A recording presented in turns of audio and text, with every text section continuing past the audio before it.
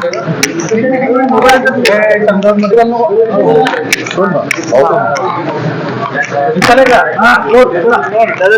आता जिल्हा परिषदेच्या निवडणुका झालेल्या आहेत.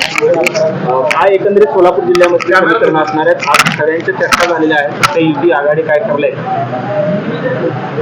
सोलापूर जिल्हा परिषद आणि पंचायत समित्या ज्या काही निवडणुका प्रगतीपथावर आहे, या संदर्भामध्ये शिवसेनेच्या सर्व आमच्या मुंबईपासून तर स्थानिक पातळीवरच्या नेत्यांशी संवाद साधण्यात आलेला आहे. मला वाटतं की उद्या 2 वाजेपर्यंत निवडणुकीचा अर्ज दाखल करण्याची शेवटची वेळ मुदत आहे. स्थानिक पातळीवरच्या सर्व सूचना ऐकून घेऊन त्या पद्धतीने त्या ठिकाणी नियोजन करण्यात आलेलं आहे.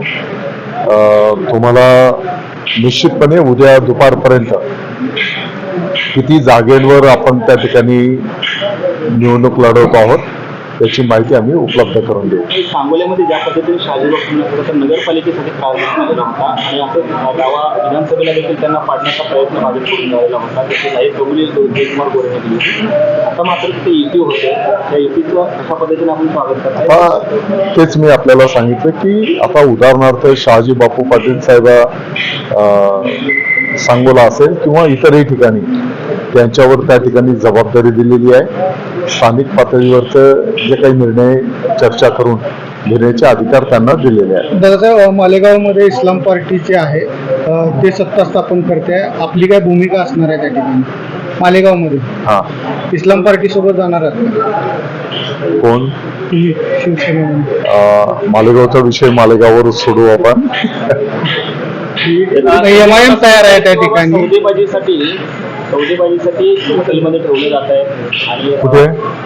मुंबईचे जे नगरसेवक आहेत त्यांना हॉटेलमध्ये ठेवलं गेलेलं आहे. तर मग मुंबईत महायुतीचा महापौर होणार असेल तर हॉटेल मला वाटतं की याचं उत्तर ऑलरेडी माननीय शिवसेनेचे मुख्य नेते एकनाथजी शिंदे साहेबांनी आपल्याला दिलेले आहे.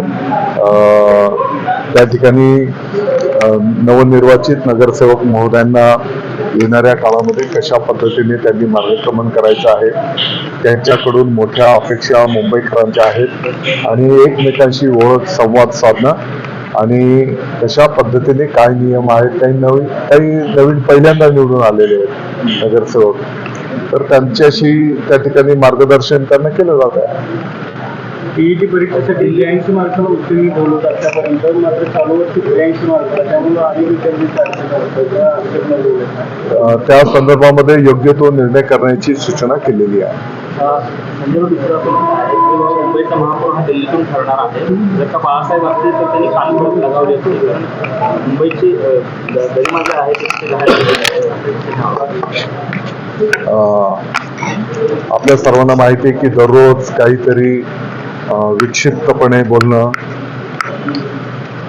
त्यांच्या बोलण्यावर पण आता लोकांचा विश्वास नाही आणि त्याला किंमत जनता जनार्दन देत नाही, हे आता आपल्याला बघायला मिळत आहे. थँक्यू.